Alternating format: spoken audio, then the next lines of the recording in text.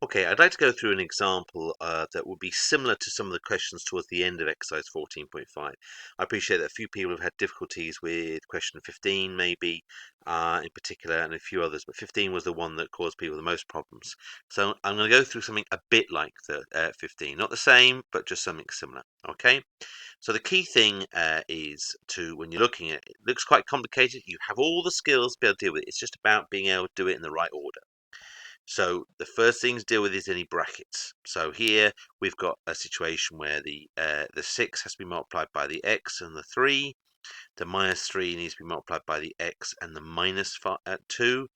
And then on the other side of the equals, you've got 4 multiplying by x and also by 4. Note that I'm not going to be multiplying 4 by 3. This plus 3 is just plus 3. It's on its own. It's not in brackets. It doesn't have any brackets after it, before it, or around it. So it's just plus 3. And we'll deal with it separately afterwards.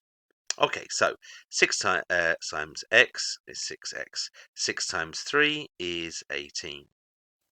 Then we've got minus 3 times by x. And then minus 3 times by minus 2. Now, negative multiplied by negative gives you a positive. That's a common mistake that people make. They don't realize that they have to think about the signs and get that right. So minus 3 by minus 2 gives me positive 6. Then we've got 4 times x, 4 times 4.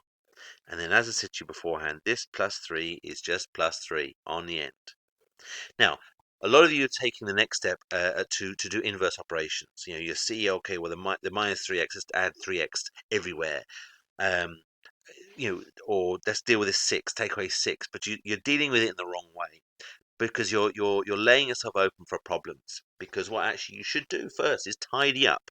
So consolidate, as Maria called it in one of the videos I gave you.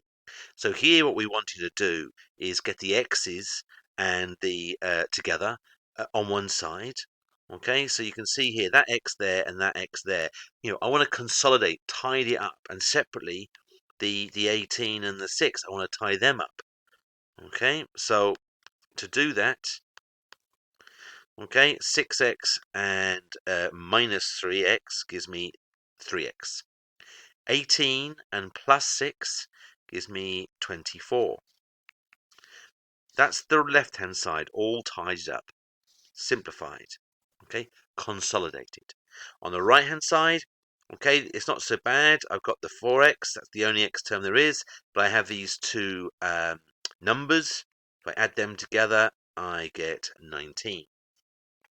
Now you can do your inverse operations, okay, and it's a lot easier to do it, and you won't. It's far less likely to make mistakes as a result. Okay, I'm all for an easy life. I'm all for trying to do things in such a way that mistakes aren't, likely to happen. So here, where are there more x's? There's more x's on the right hand side. So what I want to do is get rid of this 3x term here. Okay, so I'm going to take away 3x from both sides. Okay, as a result, I get 24 on one side and I get x plus 19 on the other. Then I want to get rid of that 19. So the opposite of adding 19 is subtract 19. So I do that. And as a result, I get 5 being equal to x. So x is equal to 5. There's my solution. Now don't forget, sometimes you have to do your last step as a division. Here I didn't need to because it was already 1x.